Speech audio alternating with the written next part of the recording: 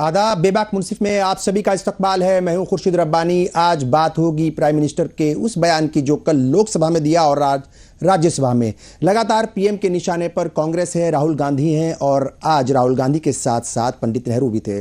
बहुत सारे सवाल उठ रहे हैं कि ऐसा क्यों हो रहा है। वजीर आजम नरेंद्र मोदी ने लोकसभा के बाद आज राज्यसभा में भी कांग्रेस पर जमकर निशाना साधा। पीएम मोदी के निशाने पर आज कांग्रेस के साथ साथ राहुल गांधी और पंडित नेहरू भी थे।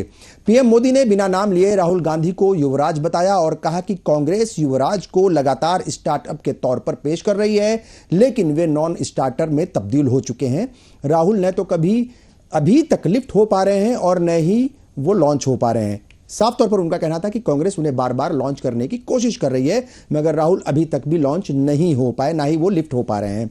इतना ही नहीं, पीएम ने कांग्रेस को पश्चिम बंगाल की जो सीएम है ममता बनर्जी, उनका चैलेंज भी याद दिलाया, जिसमें ममता बनर्जी ने कहा था कि कांग्रेस इस बार 40 सीटों का आंकड़ा भी पार नहीं कर पाएगी। पीएम भी लगातार यही कह रहे हैं और पीएम ने पंडित नेहरू की पॉलिसी पर भी कटाक्ष किया और कांग्रेस की सोच को पुराना बताया। अब सवाल ये उठ रहे हैं कि अपोजिशन में तो बहुत सारी पार्टियां हैं, कई सारे लीडर्स हैं, तो पीएम के निशाने पर राहुल गांधी क्यों रहते हैं, कांग्रेस क्यों रहती है और बार बार पंडित नेहरू क्यों आ जाते हैं। साफ तौर पर पीएम मोदी के निशाने पर जो है यही सवाल है कि क्यों ऐसा हो रहा है और क्यों बार बार इनका नाम लिया जा रहा है। इस मसले पर हम बात करेंगे क्योंकि यहां पर यह भी बातें हो रही हैं, जैसे आम इंतखाबात बेहद नजदीक हैं और कल लोकसभा और आज राज्यसभा में वही तमाम बातें हुई हैं और ये भी सवाल उठे। लोगों ने यह भी कहा कि भाई लोकसभा और राज्यसभा यानी पार्लियामेंट जो है वो मुद्दों की बातों के लिए है, वहां पर जो है वो आम लोगों के मुद्दे क्या हैं उससे जुड़ी बात होनी चाहिए, न कि उसको एक तरीके से सियासी मंच के तौर पर इस्तेमाल किया जाना चाहिए। कई लोगों ने यह कहा कि खास तौर से केसी वेणुगोपाल ने आज कहा कि पीएम जो है वो एक लीडर के तौर पर बोल रहे थे और उनको यह नहीं पता था शायद कि वो पार्लियामेंट में खड़े हैं, वो उनको लग रहा था कि वो किसी चुनावी सभा को संबोधित कर रहे हैं। तो इस तरह की बातें भी हो रही हैं। बहरहाल इस मसले पर बात करेंगे।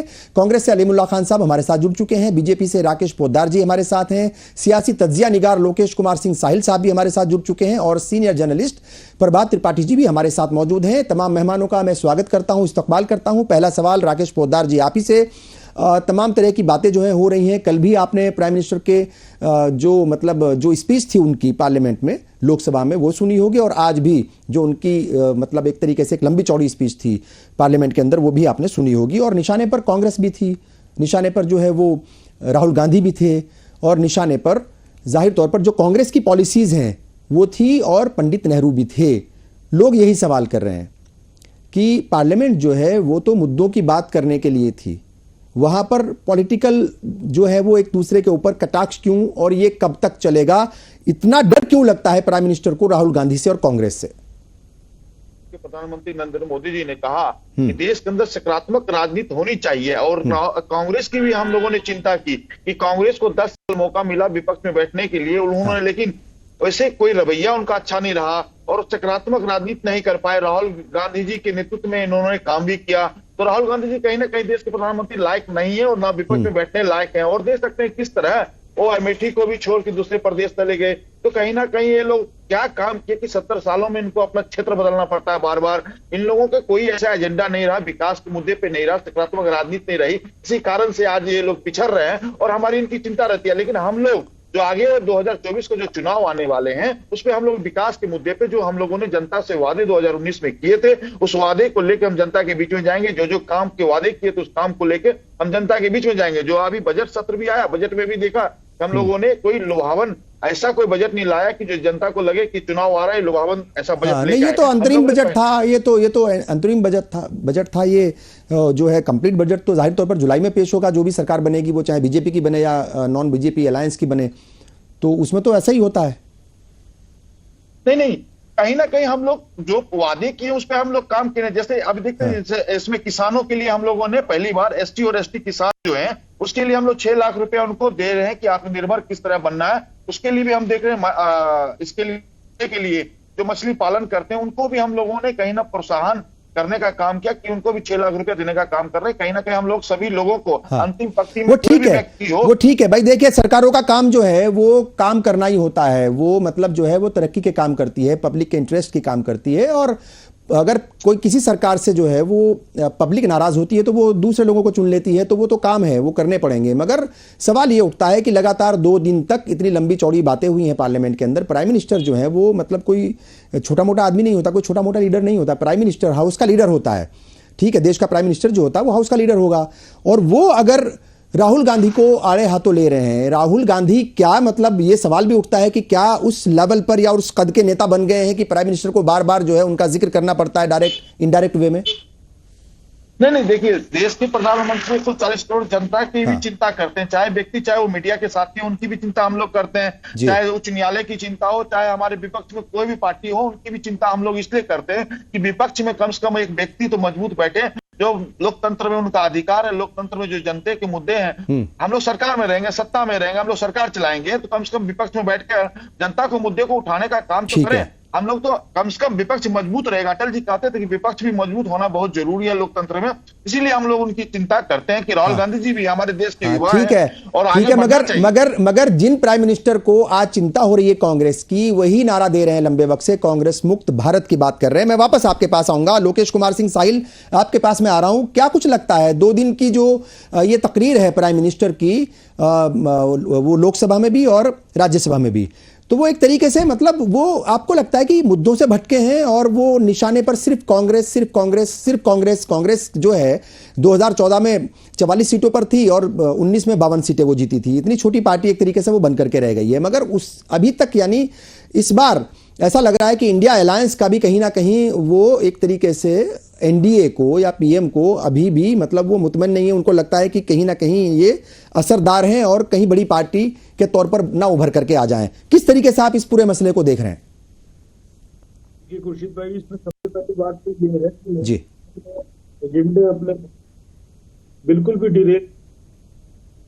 अब सवाल ये है क्या जी, उनका मुद्दा कोई और चुनाव जीतने भाजपा की बड़ी बाधा, तो जाहिर है कि वो, और जहां कांग्रेस का है तो राहुल गांधी बार बार मतलब मुझे गोच नहीं बहुत चाहता हूं इस बात जी, कि राहुल गांधी को डेंट करने पिछले 10 साल हो रहा है, तो मीडिया के हमारे शामिल हैं। उसके बाद तरह की बात लगती है के मित्रों को, राहुल गांधी उस नहीं हुए हैं। राहुल गांधी आज भी उनको लेना, और अभी एक जुमला भी कहा कि क्या मजबूत हो रहे हैं, तो बार बार उनका पड़ा। मैंने कभी नहीं आज तक उसको हम जैसा कि वो कह रहे हैं, वो बार बार लो फिर भी कुछ नहीं हो। भाई जिसे बार बार जा रहा है, जो उसका संज्ञान बढ़ा रहे हैं, इसका मतलब आपको डर तो है। मैं तो बहुत जिम्मेदारी कहना चाहता हूं कि विपक्ष में बैठा उस सुर और है राहुल गांधी बोल रहे हैं। हर आदमी तो डबल बैठा है, सबकी फाइलें राहुल गांधी किसी रहे नहीं, कभी हुआ नहीं, जाहिर है वो बोल रहे, और आपको उनका है, आपको ले देख लाशऊर नहीं। एक कांग्रेस आपको नुकसान पहुंचा।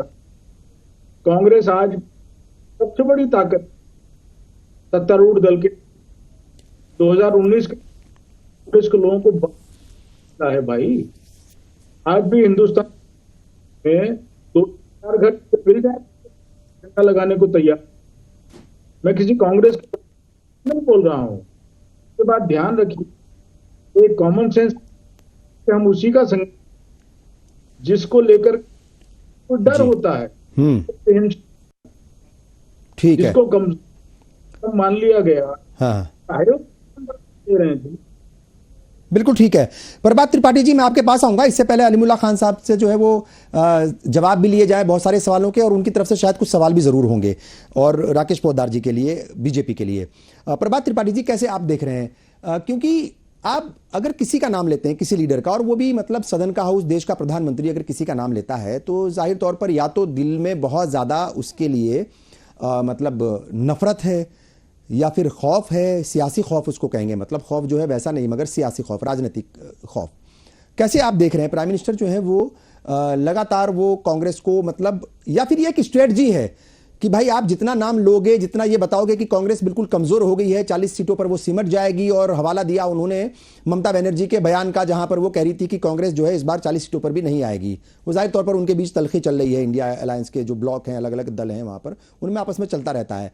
तो ये क्या स्ट्रेटजी के तौर पर आप इसको देख रहे हैं कि पीएम कांग्रेस को कमजोर बता करके राहुल गांधी को लगातार उनके ऊपर अटैक करके, युवराज उनको कहते हैं, पिछली बार जो है वो उनको शहजादा भी कहा गया था, ये स्ट्रेटजी के तहत हो रहा है या फिर वो कहीं ना कहीं एक सियासी खौफ नजर आता है आपको इसमें? सबसे पहले तो जो वजीर आजम की, हमारे देश के जो प्रधानमंत्री हैं, हाँ, नरेंद्र मोदी की जो तकरीर थी लोकसभा और राज्यसभा में, ये एक नए भारत की नई तकरीर थी। अच्छा, मैं आपको इस तरीके से इस पूरी डिबेट का जो मुझे सार लगता है, देखिए जब देश की आजादी के बाद जी एक जो कांग्रेस की जो सरकार थी, पिछले लगभग 6.5 दशक तक सरकार चली, हाँ, और एक वो सरकार थी और वो भारत था। मैं ये मानता हूं कि आज 2014 के बाद जी एक नए भारत को नए रूप में, नई राजनीति को पुनर्जीवित करने वाला एक अगर कोई व्यक्ति है तो नरेंद्र मोदी है। मैं मोदी जी की, वो प्रधानमंत्री है हमारे, मुझे उनकी तारीफ भी करनी पड़ेगी और उनकी कमियां भी गिनानी पड़ेगी। बिल्कुल ठीक है। जर्नलिस्ट वो आज जो तकरीर कर रहे हैं और बार बार कांग्रेस का और पंडित नेहरू का नाम ले रहे हैं, वो इसलिए ले रहे हैं कि आज देश की जनता का मूड और मिजाज नए भारत की तरफ चला गया है, और उस मिजाज को पहुंचाने के लिए एक बड़ी इच्छा शक्ति के आधार, आज जो बॉडी लैंग्वेज थी, देखिए हाँ, इसको आप ये कहिए कि वो बार बार राहुल का नाम या कांग्रेस का नाम लेके शायद वो खौफ में है, मैं नहीं मानता हूं खौफ में है। वो अपने उन निर्णयों के आधार पे जो उन्होंने पिछले 14 के बाद से जो अपने भारतीय जनता पार्टी के एजेंडे में जो निर्णय थे, चाहे वो धारा 370 हो, चाहे वो आपका राम मंदिर का मामला हो, या जितने भी उन्होंने जिक्र किया अंग्रेजों के जो दंड कानून थे उसको खत्म करना, कई अहम निर्णय जो भारतीय जनता पार्टी के मैनिफेस्टो में थे, और यही भारतीय जनता पार्टी किसी समय 2 सांसद की पार्टी हुआ करती थी। अगर आज वो 370 की बात कर रहे हैं सांसदों की और तीसरे टर्म की बात कर रहे हैं, कॉन्फिडेंस के साथ बात कर रहे हैं, तो ये नए भारत की, नए मतदाताओं की जो एक जोश और मतदाताओं का जो जनादेश उनको मिल रहा है लगातार, चाहे वो लोकसभा के चुनाव में हो, चाहे राज्यों के चुनाव में हो। अब मैं आता हूं कांग्रेस की बात पे। हाँ, कांग्रेस का जो 6 दशक से, ऐसा नहीं कांग्रेस ने इस देश को खड़ा नहीं किया, कांग्रेस ने इस देश को बनाया नहीं, या कांग्रेस में ऐसे लीडर नहीं है, लेकिन खुर्शीद साहब, देश की आज जो राजनीति बदल गई है, मैं जो बात कह रहा हूं, जो मिजाज बदल गया है वोटरों का। अब वो जो नए भारत की बात करते हैं कि मैंने ये काम किया, मैंने ये काम किया, ये परसेप्शन वो कांग्रेस पे जितना चोट करेंगे वो उनको उतना लाभ पहुंचाएगा, क्योंकि वो बता रहे हैं कि नेहरू के परिवार के समय से लेके अब तक क्या परसेप्शन पे कांग्रेस चली है, किस परिवारवाद के परसेप्शन में चली है, कैसे भ्रष्टाचार होता था उस परसेप्शन में चली है। और ये निश्चित तौर पे खुर्शीद जी कोई माने या ना माने, क्योंकि 2024 का जो उन्होंने रोडमैप दिया है, 3-0 वाली सरकार बता दी पार्लियामेंट के अंदर कि मोदी 3-0, और मोदी 3-0 में क्या क्या करेगा वो भी आज उन्होंने राज्यसभा में बता दिया। ये तो एक चुनाव के समय मंच पे ये घोषणा होती है कि हम 3-0 में क्या क्या करेंगे। आज उनकी जो लैंग्वेज थी, बॉडी लैंग्वेज, वो ये बताती है खुर्शीद साहब कि देश का मतदाता, उन्होंने जो काम किए हैं उसमें मोहर लगा रहा है। कांग्रेस बार बार उनके पिच पे चली जाती है खेलने के लिए। कांग्रेस अपनी 14 के बाद से कोई पिच नहीं बना पा रही है, क्योंकि जो उनके युवराज है, जब उन्होंने खड़गे को ये पार्टी सौंपी थी, एक दलित नेता थे, खड़गे बड़े नेता थे, कांग्रेस का ये संदेश जाना चाहिए था कि आज कांग्रेस खड़गे के हाथ में आ गई है। वो लोगों को परसेप्शन वो नहीं गया, या वो मैसेज नहीं गया। ये बिल्कुल सही है, बहुत वैलिड पॉइंट आपने उठाया। अलीमुल्लाह खान साहब, देखिए आपकी तरफ से मेरा ख्याल के कुछ सवाल भी जरूर होंगे, मगर सवाल जो है वो कांग्रेस पर भी उठ रहे हैं। जाहिर तौर पर 10 साल से, अगर हम मरकज की बात करें तो 10 साल से आप अपोजिशन में हैं, आपकी पार्टी, और बहुत सारी कोशिशें हुई हैं। 2014 में भी ऐसा लग रहा था कि राहुल गांधी को जैसे लॉन्च किया गया था कि कुछ ना कुछ जो है वो बेहतर करेंगे, ज़्यादा सीट्स आएंगी। 19 में भी वैसे ही बहुत सारी उम्मीदें थी, बल्कि 19 में तो ये कहा गया था जब रिजल्ट्स इलेक्शन हो गए थे और रिजल्ट्स का इंतजार हो रहा था, तो ये भी कुछ ऐसी खबरें आई थी कि बाकायदा राहुल गांधी ने अपनी कैबिनेट भी बना ली एक तरीके से कागजों पे कि कौन किस महकमे को संभालेगा। तमाम तरह की बातें हुई थी और जाहिर तौर पर तमाम पॉलिटिकल पार्टीज को वैसा करना भी पड़ता है, करती भी है, उम्मीद सबको होती है, उनको लगता है कि वोट दिए होंगे, जीते होंगे। मगर आज हम बात करेंगे प्राइम मिनिस्टर नरेंद्र मोदी के भाषण की बात करेंगे, उनकी तकरीर की बात करेंगे पार्लियामेंट में। जिस तरीके से वो लगातार राहुल गांधी पर हमलावर हो रहे हैं, कांग्रेस को तो वो हमेशा जो है कहीं ना कहीं वो खींचते ही रहते हैं, मगर आज राहुल गांधी को फिर उन्होंने युवराज कहा, फिर कहा कि वो उनको स्टार्टअप के तौर पर इस्तेमाल करती है मगर वो नॉन स्टार्टर हैं, वो लॉन्च नहीं हो पा रहे हैं, वो लिफ्ट नहीं हो पा रहे हैं। किस तरीके से आप देख रहे हैं? मैं तो इसके अंदर एक पॉजिटिव वो भी देखता हूं कि अगर देश का प्राइम मिनिस्टर और सदन का नेता राहुल गांधी के ऊपर कहीं ना कहीं कटाक्ष कर रहा है या उनके ऊपर हमलावर हो रहे हैं, वो जबानी हमला बोल रहे हैं, तो इसका मतलब राहुल गांधी का कद भी बढ़ गया है या कद उनका इतना बढ़ गया है सियासत में कि उनको बहुत सीरियसली प्राइम मिनिस्टर ले रहे हैं। जी, गांधी जी जब आजादी का आंदोलन कर रहे थे, आजादी की लड़ाई गांधी जी के नेतृत्व में लड़ी, जब पूरे देश में यात्राएं कर रहे थे, तो ब्रिटिश पार्लियामेंट में राहुल गांधी जी के नाम पे बहस होती थी। आज जब राहुल गांधी पूरे देश में न्याय यात्रा कर रहे हैं, न्याय की बात कर रहे हैं, जस्टिस की बात कर रहे हैं, लोकतंत्र को बचाने की बात कर रहे हैं, संविधान की बात कर रहे हैं, संवैधानिक मूल्यों की बात कर रहे हैं, डेमोक्रेटिक इंस्टीट्यूशंस की बात कर रहे हैं, तो प्रधानमंत्री मोदी के चेहरे पर डर साफ दिखाई दे रहा है। आज प्रधानमंत्री मोदी को मणिपुर पे जवाब देने के बजाय, महंगाई पे जवाब देने के बजाय, बेरोजगारी पे जवाब देने के बजाय और तमाम जो देश का जो सामाजिक ताना बाना है, जो साझी विरासत है, जो डेमोक्रेटिक इंस्टीट्यूशन पे हमले हैं, ठीक है, उस पे जवाब देने के बजाय आज जो है जिस तरह की प्रधानमंत्री जी की भाषा थी, बहुत ही सस्ती भाषा थी, बहुत ही अफसोसनाक भाषा थी।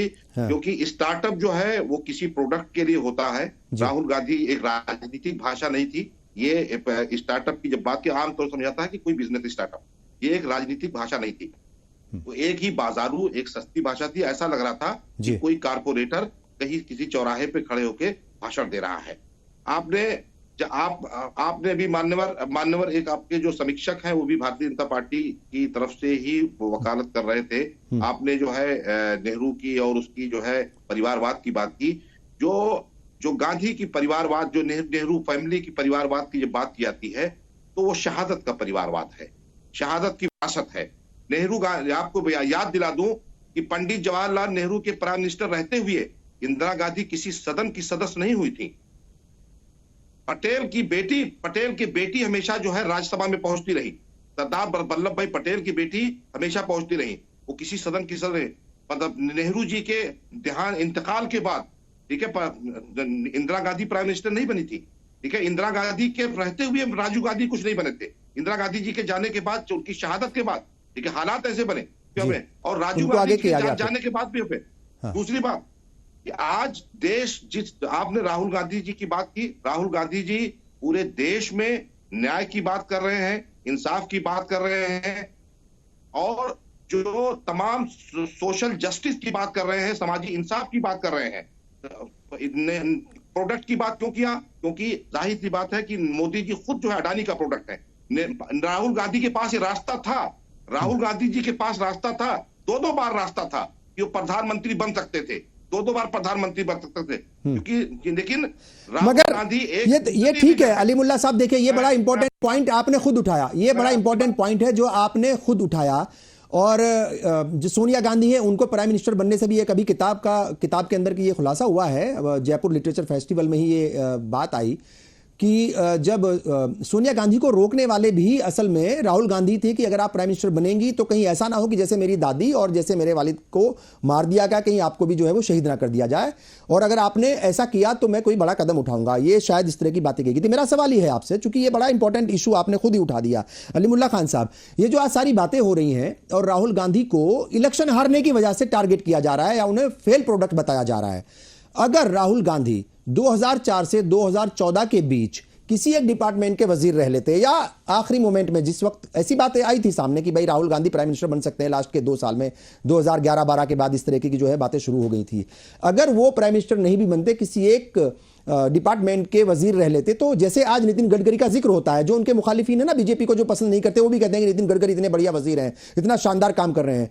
तो आज कांग्रेस के पास भी, आज राहुल गांधी के पास भी, उनके सपोर्टर्स के पास भी बताने के लिए होता कुछ, या कह सकते थे वो कि ठीक इलेक्शन हम हार रहे हैं 2014 से, मगर जब राहुल गांधी फला मिनिस्ट्री के मिनिस्टर थे या उसको संभाल रहे थे, उन्होंने उनके ये अचीवमेंट्स थे, उन्होंने ये बड़े फला बहबूदी के काम किया, उस डिपार्टमेंट के लिए उतना काम किया। मगर आज कांग्रेस के पास या राहुल गांधी के पास या उनके सपोर्टर्स के पास कम से कम ये बात तो नहीं है, वो नहीं कह सकते।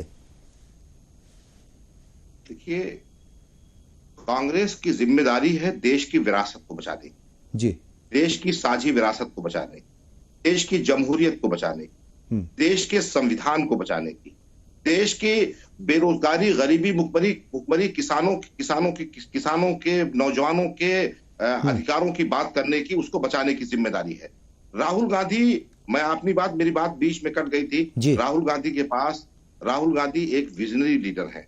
राहुल गांधी के लिए चुनाव में कोई पद लेना, चुनाव जीत करके कोई वजारत देना, वजीर आजम बनना, ये उनका मकसद ही नहीं है। उनका मकसद है देश का निर्माण करना, जो कांग्रेस की जिम्मेदारी है, जो कांग्रेस की विरासत है। मैं आज कर रहा था कि राहुल गांधी के पास दो मैं बीच में इस बात का जिक्र कर दूं कि आपने अभी जो लिटरेचर फेस्टिवल का जिक्र किया, तो इस तरह की तमाम जो राजनीतिक और विश्लेषक हैं, तमाम लोग, उनके पास अपनी आजादी है, तमाम अपने अंदाजे लगाते हैं, तमाम अपने नजरिए पेश करते हैं। वो एक कोई ठोस बात नहीं है, नंबर एक बात। दूसरी बात, राहुल गांधी, मैं अर्ज करता, राहुल गांधी के पास 2 मौके थे कि जिसमें वो वजीर आजम बन सकते थे, ठीक है, लेकिन उनके पास कोई लालच नहीं थी। उनके पास, जिस तरह से आप देखिए, छोटी छोटी आप और परिवारों में देखिए, जो भी और राजनीतिक परिवार हैं जहां पे और परिवारों से सियासत विरासत में आई, वहां पे देखिए आप किस तरह की लड़ाई है, किस तरह से छोटी छोटी चीजों को हासिल करने के लिए क्या क्या तरीके अपनाए जाते हैं। पर ये देखिए अलीमुल्ला साहब, मैं माफी के साथ आपको, देखिए मैं टोक रहा हूं आपको, ये मसला जो है ये लालच का नहीं था, ये मसला था जिम्मेदारी का। अगर इस बात को समझिए, आज जो मुखालिफिन है ना, जो बीजेपी के मुखालिफिन है, कट्टर मुखालिफ हैं, वो भी ये कहते हैं कि नितिन गडकरी बहुत शानदार काम कर रहे हैं। तो राहुल गांधी के पास, आप लोगों के पास बताने के लिए कुछ होता कि देखिए डिपार्टमेंट को कैसे चमका दिया। खुर्शीद भाई, मैं वही अर्ज कर रहा हूँ, आप मेरी बात से इख्तिलाफ करने का आपको पूरा हक है जी। मैं वही अर्ज कर रहा हूँ कि सत्ता का सुख लेकर के, पावर लेकर के ये रास्ता ज्यादा आसान होता है बजाय संघर्ष की जिम्मेदारी लेना। लोकेश कुमार सिंह जी, मैं वापस आऊंगा। मैं वही अर्ज कर रहा हूँ, मैं पूरी बात खत्म कर लूं। मैंने कहा राहुल गांधी के पास ये रास्ता था कि वो किसान अधिग्रहण बिल की बात ना करते, वो मनरेगा की बात ना करते, वो कारपोरेट के को जिस तरीके से चाहता था कि सरकार की सारी चीजों को उनकी गिरवी रख दिया जाए, उनकी गोद में रख दिया जाए, ठीक है, उसको कर देते। जिस तरह से मोदी जिस तरह से नेहरू के बनाए हुए गेल, भेल, रेल और IIT, IIM, इस तरह की तमाम चीजों को जिस तरह से अपने कारपोरेट साथियों को बेच रहे हैं, उनके कदमों में रख रहे हैं, राहुल गांधी भी ये कर सकते थे। वो उनके रहमो करम पे प्रोडक्ट की जब बात करते हैं, बेशक ये अडानी का प्रोडक्ट है, उनके रहमो करम पे और एक एजेंट के तौर पे सरकार काम कर रही है। आपने राहुल गांधी की बात की कि राहुल गांधी का कद क्या इतना बड़ा हो गया। राहुल गांधी इंटरनेशनल प्लेटफॉर्म पे जिस तरीके से जाकर के पूरी दुनिया के बड़े इदारों में, जहां पे दुनिया के दानिश्वर होते हैं, जिस तरह से आंख में आंख मिला के बात करते हैं, ऐसे जर्नलिस्ट आप भी देते हुए, तो आपका इस मुल्क के शहरी होने की हैसियत आपको फक्र होता होगा।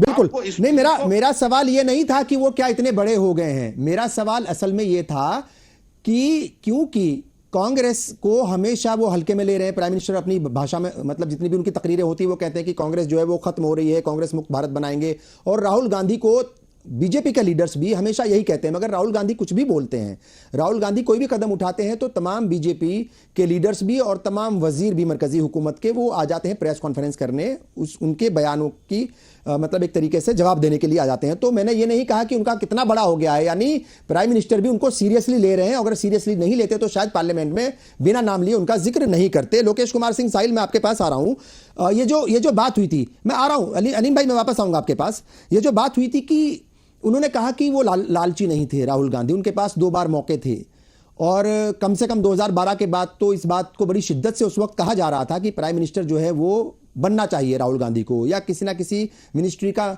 मतलब जिम्मा उनको संभालना चाहिए। आपको लगता है कि ये एक मतलब इसको ऐतिहासिक गलती कहेंगे, या ये मतलब जो है बहुत हल्के में लिया, उनको लगा कि जैसे 2004 में सरकार बनी, फिर 8 में जो है दोबारा वो आए, ठीक है साहब, फिर वैसे ही 14 में भी आ जाएंगे, मतलब क्या क्या लगता है आपको, इसको भूल मानेंगे या क्या कहेंगे? नहीं, इसमें एक नए एंगल से देखता हूँ खुर्शीद भाई जी। हो सकता है मेरी बात की पड़वी की लगे। हम्म। मुझे लगता है एक लंबे दौर के बाद कांग्रेस का गांधी की वजह से जी 2004-2014 10 बरस जो हुकूमत रही कांग्रेस, लेकिन आप उसके पॉलिटिकल एक्टिविटी और करें तो राहुल साबिक आज चल नहीं, कांग्रेस को राहुल चल रहे हैं जी। सबसे बड़ी हड़बड़ अगर तो सोनिया गांधी, आप समझिए, हर एग्जांपल ले जिस आदमी को, यंग ब्लड को नए लोगों को वो लाना चाह रहे, हर जगह सोनिया आज भी वही घिसे को देख रहे हैं, सूबाई हल्कों वही नेता बने। मैं बहुत डायरेक्ट कहना चाहता हूं, वैसा नहीं आ रहा है जैसा कि राहुल साहब, ये बहुत इंपॉर्टेंट बात है कहने के लिए। और इसमें अगर मुझे थोड़ा हडल कोई, सोनिया जी खुद हैं, वो हर बार ऐसी तो कर देती हैं जहां 3 बिल पलट। देखिए खुर्शीद भाई, घर हो, सिर्फ टीवी हो, कॉर्पोरेट हो, कान हो, तो टाइमली नहीं होगा किसी भी जगह, जाहिर है कि वो ठहरा हुआ पानी हो जाएगा, ठहरे हुए पानी में। और रहा सवाल, तो आप गौर करें, भाषा राहुल गांधी की वही है जो थी। अगर लोग ये 10 साल तक नहीं हुआ कि आप भी तो 10 हैं उस चीज के लिए, दोनों एक ही पलट। ठीक है भाई, बिल्कुल ठीक है। राकेश पोद्दार जी, देखिए आज जब ये सवाल पूछा गया राहुल गांधी से, जिस तरीके से पार्लियामेंट में यानी राज्यसभा में बोला गया हमला नेहरू के ऊपर, पंडित नेहरू के ऊपर, स्वर्गीय पंडित नेहरू, ठीक है साहब, तो राहुल गांधी ने कहा कि नेहरू जी जो हैं वो उनकी पहचान उनका नाम नहीं है बल्कि उनके काम है। उन्होंने कहा कि भाई भेल, AIIMS, Indian oil corporation, LIC या जितने भी काम हुए, और कितना मुश्किल था उस वक्त भाई। एक मुल्क जो है वो आजाद हुआ था अंग्रेजों की हुकूमत से, अंग्रेजों को बाहर किया गया, और कितने बुरे हालात थे, और हालात भी ऐसे थे कि एक मुल्क था उसके 2 हिस्से हो गए, ठीक है साहब। तो बड़ी परेशानियां थी उस वक्त, और बहुत सारे मतलब मुल्कों ने, मतलब विदेशी मतलब जो ताकतें थी, उन्होंने मदद करने से, जो मदद करती थी उन्होंने मना कर दिया।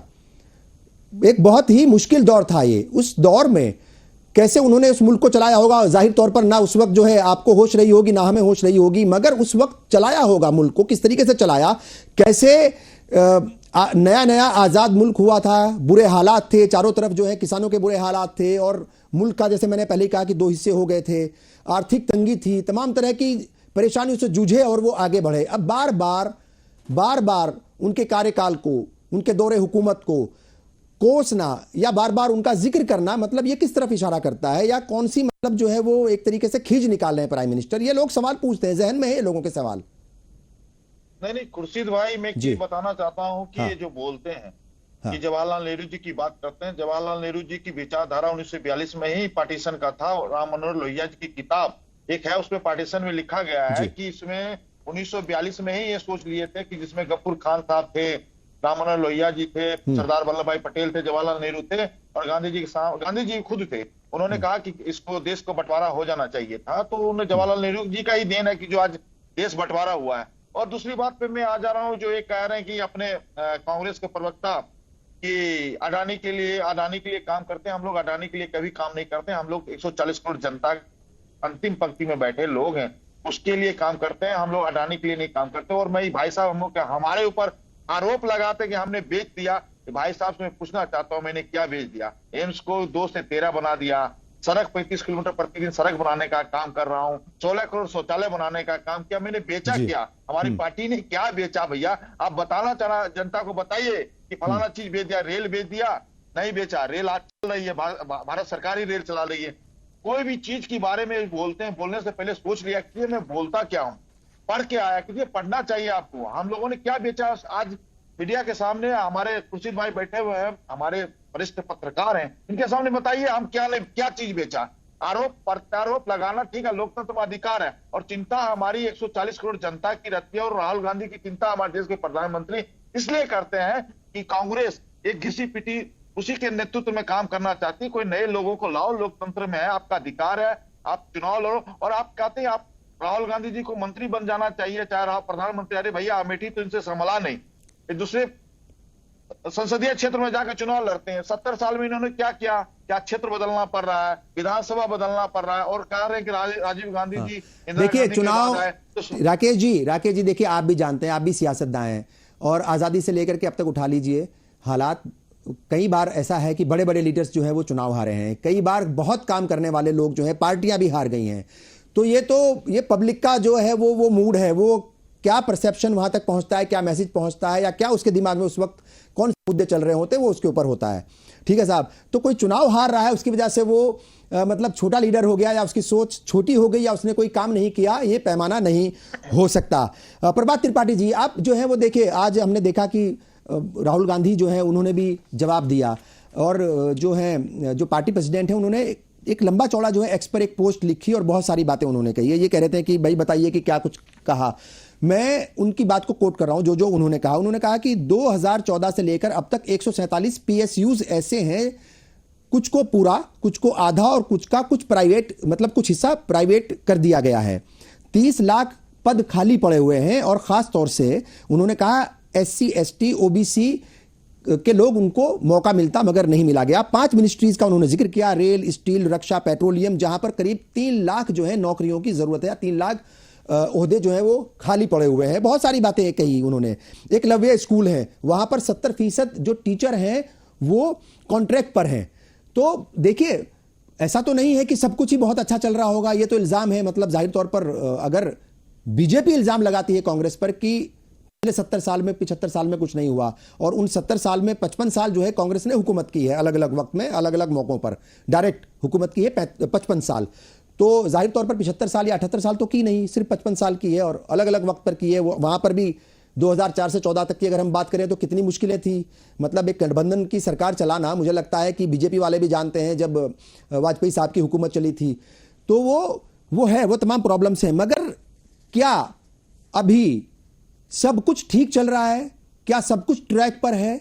और जैसे आपने पहले ही कहा था कि ये नया भारत है, यहां पर जो है जो भी कुछ हो रहा है वो सब कुछ ठीक है। मतलब ये जितनी चीजें उन्होंने गिनाई हैं खड़गे साहब ने, आपको लगता है कि वो सब झूठ है, उनकी बात में कोई दम नहीं है? देखिए खुर्शीद साहब जी, आपने जितने मुद्दे अभी बताए जी, वो अपनी जगह ठीक है जी। मैं एक बात कहना चाहता हूं, किसी भी राजनीतिक दल की, देश का प्रधानमंत्री अगर आज कोई है तो वो किसी राजनीतिक दल से चुना हुआ प्रधानमंत्री है, उससे बिल्कुल ठीक है, बिल्कुल ठीक है। और कोई भी राजनीतिक पार्टी ये नहीं कहेगी कि कांग्रेस ने ये किया, कांग्रेस ने बहुत अच्छे काम किए और हमने कुछ नहीं किया। 6 दशक का और 1 दशक का बार बार जो प्राइम मिनिस्टर की जो बॉडी लैंग्वेज है, देखिए आप इसको समझिए खुर्शीद साहब, बहुत दिक्कत है, बहुत समस्याएं हैं देश के अंदर, ऐसा नहीं है कि नहीं है। हाँ। और ऐसा भी नहीं है कि कांग्रेस ने नेहरू जी के समय से लेके अब तक देश खड़ा नहीं हुआ है, देश खड़ा हुआ है। लेकिन परिवर्तन की जब लहर आती है और परिवर्तन कोई चीज समाज में जब परिवर्तन होता है तो परिवर्तन में 6 दशक और 1 दशक का कंपैरिजन प्राइम मिनिस्टर बोल रहे हैं। और मैं आपको बता दूं, जब अध्यादेश कांग्रेस ने भड़ा था राहुल गांधी ने जी, और अभी जो चर्चा चल रही थी मनमोहन सिंह के बीच में बन सकते थे, निश्चित तौर पे जब आप एक तरफ डर रहे हैं कि देश में कहीं हमारे बेटे की हत्या ना हो जाए जो हमारे राजीव के साथ हुई, हमारे पति के साथ, राजनीति इस तरह नहीं होती है। राजनीति में फिर मैं एक बार कह रहा हूं कि मोदी जी कुछ भी बोल रहे हो पार्लियामेंट के अंदर, लेकिन वो अपने 1 दशक की जो परिवर्तन हुआ है, मैंने आपसे कहा, देखिए कांग्रेस सोनिया राहुल प्रियंका की नहीं है, कांग्रेस क्यों नहीं तरुण गोगोई की है, कांग्रेस क्यों नहीं उसकी है, संगठन आप हिंदी पट्टी और साउथ पट्टी में आप जा रहे हैं, आप न्याय यात्रा निकाल रहे हैं, आपको लोकतांत्रिक अधिकार है। हिंदी पट्टी में आपने संगठन को कमजोर कर दिया, संगठन आपने बनाया नहीं। राहुल की लॉजिक पे बार बार वो सवाल क्यों उठा रहे हैं? आज मैं इसका आपको एक बहुत बड़ा एक मतलब जो मुझे लगता है जी, प्राइम मिनिस्टर नरेंद्र मोदी बार बार चाहते हैं कि जब भी लोकसभा चुनाव हो राहुल गांधी ही फेस हो, उनका कोई क्षेत्रीय छत्र फेस ना हो पाए। ये राहुल गांधी को सोचना चाहिए। मैं पूछता हूं कांग्रेस को मैं एक बात, मैं पत्रकार होने के नाते अपनी बात रख रहा हूं जी, कि इस देश में रीजनल छत्र में भी बड़े बड़े नेता हैं, चाहे ममता बनर्जी हो या जो भी बड़े नेता हैं। नीतीश कुमार आज क्यों चले गए कांग्रेस इंडिया अलायंस को छोड़ के? हाँ, क्योंकि उन्होंने भाप लिया। अभी जयंत चौधरी भी चले आएंगे कि इस देश के अंदर जो अब नई राजनीति का हाँ, पर जयंत चौधरी ने कहा है कि मैं कोई चवन्नी नहीं हूं कि जिसे उछाल दिया जाए और वो जो है वो फिर पलट जाए। आज कहा है उन्होंने। देखिए देखिए खुर्शीद जी, मैं बिल्कुल नहीं, मैंने 3 महीने से बड़े बड़े चैनलों में कहा है जी, अब तो गुप्ता कांग्रेस और समाजवादी पार्टी का जो यूपी में अलायंस है, जी, आरएलडी बीजेपी का दामन थाम चुकी है, उसको अपना राजनीतिक भविष्य देखना है। अजीत जयंत चौधरी को कांग्रेस से जीत के, समाजवादी पार्टी से जीत के पार्टी भी बचानी है। नीतीश कुमार गए अपनी पार्टी बचाने के लिए, आरएलडी भी जाएगी अपनी पार्टी अपना वजूद बचाने के लिए। हाँ। देखिए खुर्शीद साहब, देश का मिजाज आज जो बदला है उसको लोग महसूस करें या ना करें, मैं ये मानता हूं कि कांग्रेस ने 6 दशक राज किया, आप अभी 1 दशक में आए हैं, अभी आपका 1 दशक और आपको मिलेगा। और ऐसा नहीं कांग्रेस खत्म हो जाएगी या राहुल खत्म हो जाएंगे। कांग्रेस देश की सेकंड पार्टी है। आप अपने रोड मैप बनाइए, आप उनकी बातों को काउंटर कीजिए। अगर वो जो कह रहे हैं नेहरू पे आरोप लगा रहे हैं या राजनीतिक पार्टी आरोप लगाएगा, वो ये नहीं कहेगा कि आपने बहुत बड़ा काम किया है। ये राजनीति का एक रणनीति का हिस्सा होता है। आप काउंटर कीजिए। देश की जनता ने अगर आपको सत्ता से उतारा है तो आखिर लॉन्चिंग बार बार एक क्यों हो रही है? मैं पूछना चाहता हूं, कांग्रेस के पास और कोई लीडर नहीं है? प्रियंका गांधी नहीं है इस देश के अंदर राजनीति करने के लिए कांग्रेस में? क्योंकि वो प्रियंका वाड्रा है, वहां गांधी परिवार चला जाएगा। तो जो कांग्रेस में असमंजस की स्थिति है, वो भारतीय जनता पार्टी बार बार आपको डिमोलाइज करेगी, चाहे पार्लियामेंट हो, चाहे संसद का, चाहे मंच हो राजनीति का। आप उसका जवाब, कोई मौका नहीं छोड़ेंगे, ना पीएम कोई मौका छोड़ेंगे, ना पार्टी कोई मौका छोड़ेगी और कोई भी नहीं छोड़ता मौका। ठीक है, नरेंद्र मोदी ने। और आज जो देश का मतदाता जो उनकी बात सुनना चाहता है, देखिए सवाल इस बात का है, वोट का निर्णय 1 वोट से हम वोट देने जाते हैं। जनता जनार्दन आज 1 दशक से उस नरेंद्र मोदी को आप जितना आपने नरेंद्र मोदी को टारगेट बनाया, क्योंकि आप चोर है, सारी चीजें हैं, जितना आप अडानी करेंगे। देखिए खुर्शीद साहब, यही उद्योगपति कांग्रेस में भी थे, यही सीबीआई ईडी कांग्रेस में भी थी। तब भी इल्जाम लगते थे। ठीक है, बिल्कुल सही बात है, बिल्कुल, इसमें कहीं कोई दो राय नहीं है। लोकेश कुमार सिंह साहिल, जैसे यहाँ एक बात आई है कि कांग्रेस की अपनी कोई मतलब नीति नहीं है, मतलब वो कोई सेट नहीं, कोई एजेंडा कर पा रही है, कोई एजेंडे को मतलब लेकर के आगे बढ़ती है तो फिर उसको पंक्चर कर दिया जाता है सामने वाली पार्टी की तरफ से, और वो उसी पिच पर खेलती है जिस पर बीजेपी चाहती है। और 2014 के बाद से भी ऐसा ही हो रहा है लगातार। आपको लगता है कि कांग्रेस मतलब एक आइडियोलॉजी तो उसकी है, खासतौर से राहुल गांधी को लेकर के ये बात बहुत क्लियर है, मतलब एक पब्लिक डोमेन में, और जो राहुल गांधी के साथ काम कर चुके हैं या जो उन्हें जानते हैं या जो उनके साथ इंटरेक्ट करते हैं, कि वो हार्डकोर सेकुलर हैं और वो उससे इधर उधर भटकते नहीं है, ना हटते हैं। और उसके लिए वो मतलब सियासी तौर पर कितनी भी बड़ी कुर्बानी देनी पड़े, जाहिर तौर पर मतलब वो एक के बाद एक चुनाव हारते हैं, मगर वो उससे नहीं हट रहे हैं पीछे। मगर उनको लेकर के और कांग्रेस को लेकर के ये बात बार बार कही जाती है कि कांग्रेस का अपना खुद का कोई एजेंडा नहीं है, कोई उसकी नीति नहीं बची है, और वो उलझ जाती है, फंस जाती है जाल में बीजेपी के, और उसी के पिच पर जाकर के खेलने लगती है। क्या आप इससे जो है सहमत हैं? आप मानते हैं ऐसा ही है? हाँ, मैं आंशिक हूँ और आदि बात जी खुर्शीद भाई, इसमें अगर आप थोड़ा सा तो ये धार्मिक विभाजन है, जिसको राजनीतिक में वोट पाने जा रही है करती, अगर इसे एक एजेंडा को बता दें तो यहाँ दोनों जो बैठे हैं और लोग हैं, तो इस प्रश्न का उत्तर कि उनकी विदेश आर्थिक नीति, उनकी कांग्रेस की नीति अंतर है। भाजपा उन्हीं नीति जो कि कांग्रेस की, भाजपा उसी पर पढ़ा रही है जो आप केवल अपने देश में डिवाइड करके वोट पाना और सौभाग्य तो कामयाब हो रहा है।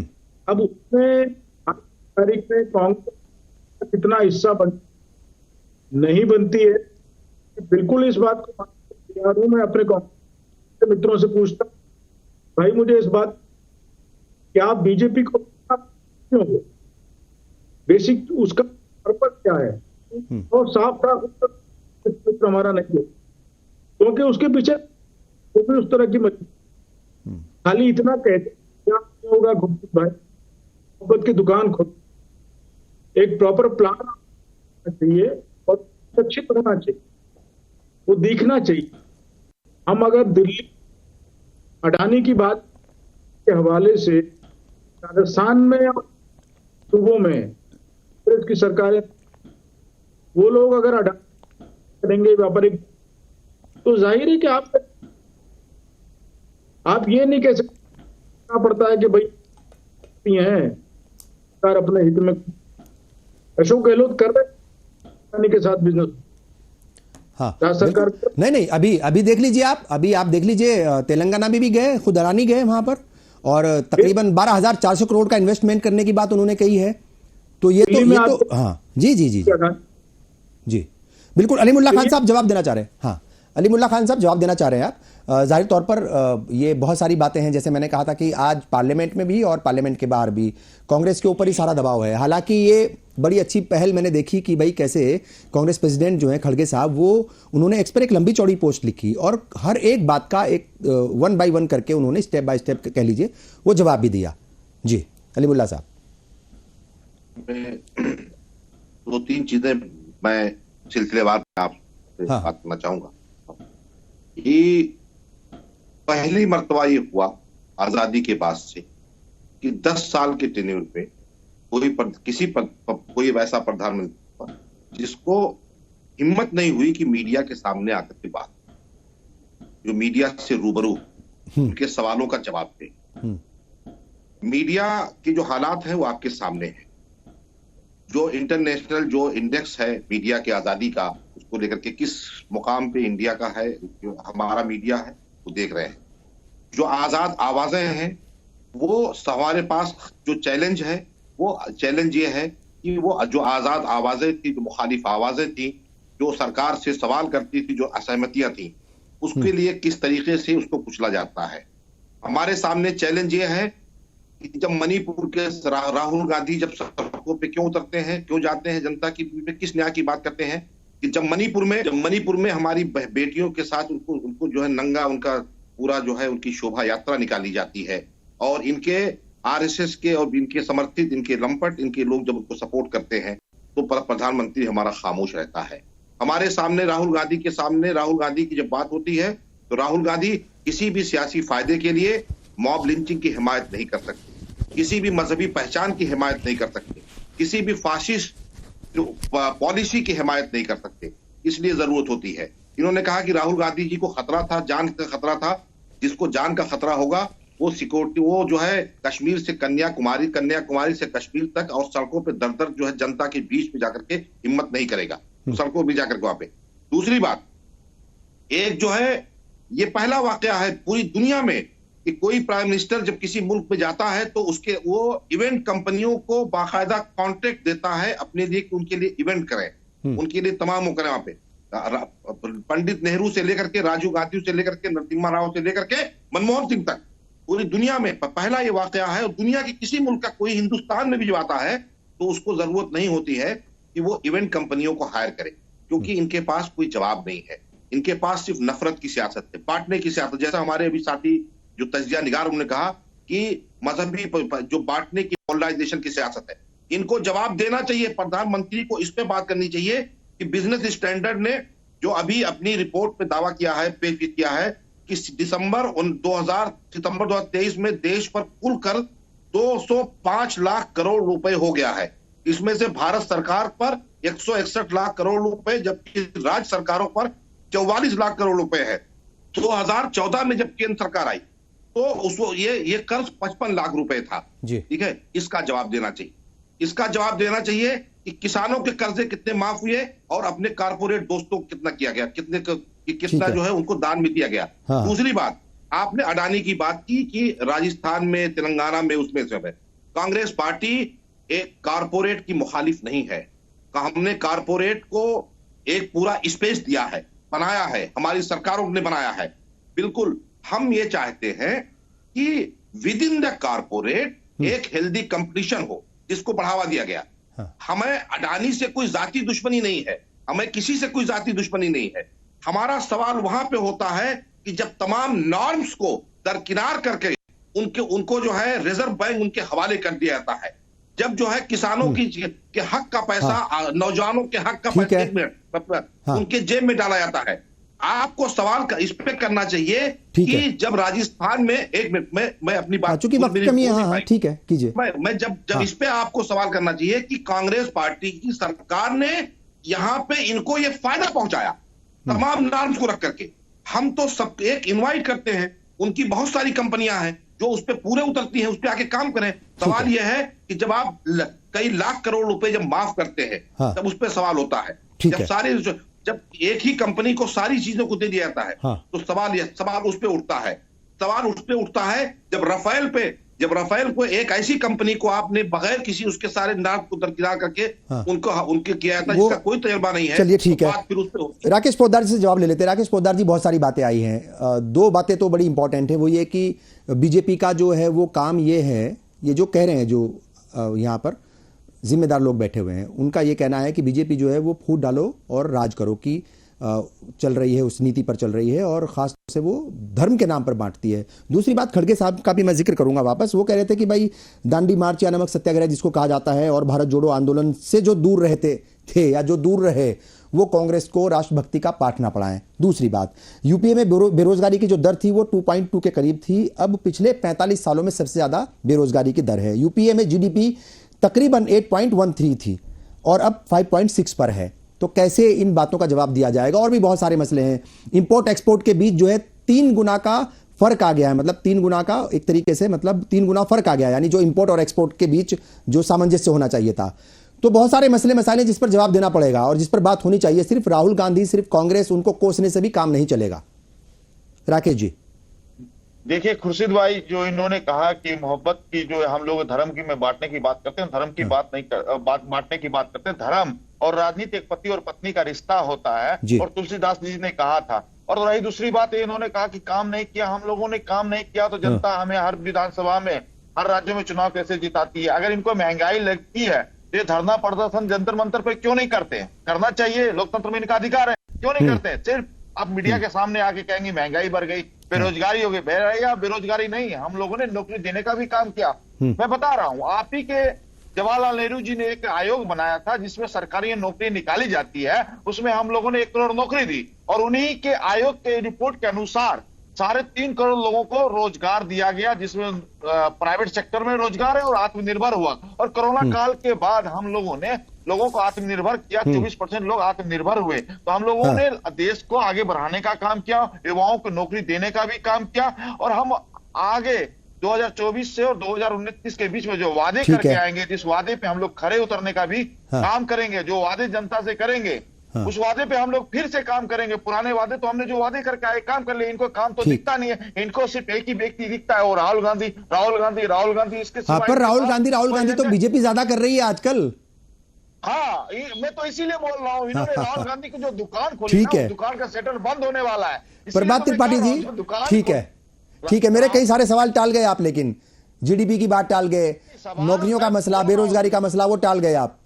ठीक है, रोजगारी पे बोला ना, 3.5 करोड़ हम लोगों ने रोजगार दिया। ठीक है, प्रभात त्रिपाठी जी, अभी अलीमुल्ला खान साहब कह रहे थे कि प्राइम मिनिस्टर जो हैं वो इकलौते ऐसे प्राइम मिनिस्टर हैं देश के, एक तो मैनेजमेंट की बात की कि वो एक पूरे का पूरा उनका इवेंट मैनेजमेंट होता है जब वो बाहर जाते हैं, और जाहिर तौर पर ये उनको मतलब जो है आप टारगेट कर सकते हैं, कांग्रेस के पास हक है वो बात कहने का। दूसरी बात, एक बड़ी अहम ये बात कही उन्होंने कि पिछले तकरीबन 10 साल ही मान लीजिए, 10 साल होने वाले, पौने 10 साल हो गए, कि एक बार भी वो प्रेस कॉन्फ्रेंस नहीं की, मीडिया से मुखातिब तो हुए अलग अलग चैनल से अलग अलग लोगों के साथ, और जाहिर तौर पर वो सवाल भी देखे हमने कि वही अक्षय कुमार पूछ रहे थे कि आप जो है वो आम कैसे खाते हैं, मतलब वो चूस कर खाते हैं कि काट करके खाते हैं, वैसी भी बात मतलब जो है वो एक कोई जो सहाफ़ी है वो पूछ रहा था कि आपके अंदर इतनी जो है वो पावर कहाँ से आती है कि आप 24 घंटे काम लगभग करते हैं, मतलब ठीक है साहब। तो वो सवाल का क्या मतलब एक लेवल होता है वो आप जानते हैं, मगर प्रेस कॉन्फ्रेंस नहीं की। आपको क्या लगता है कि क्या ये आम लोगों के लिए, आम जनता के लिए, वोटर्स के लिए, यंगस्टर्स के लिए ये कोई मुद्दा है कि पीएम ने प्रेस कॉन्फ्रेंस की कि नहीं की? नहीं, देखिए खुर्शीद जी, हाँ। ये कोई मुद्दा नहीं है, ये कांग्रेस का मुद्दा है। मैं एक बात पूछना चाहता हूं, हाँ। अपने कांग्रेस को के साथी से पैनल में बैठे हुए हैं कि प्राइम मिनिस्टर जहां कंट्री में जाते हैं उनका मैनेजमेंट जाता है, ठीक है, आपके भी नेता एक जाते हैं विदेशों में, वो वहां जाके भारत की बुराई करने लगते हैं, वहां वो भी अपने, उनका भी मैनेजमेंट है ना। वो दाढ़ी वाले कौन है, क्या नाम उनका है, वो उनका नाम मुझे स्लिप हो रहा है कि वो उनको जगह जगह ले जाते हैं यूनिवर्सिटीज में, और वहां यूनिवर्सिटीज में जाके आप संबोधित करते हैं। आपका इशारा सैम पित्रोदा की तरफ है शायद। को बताइए। हाँ।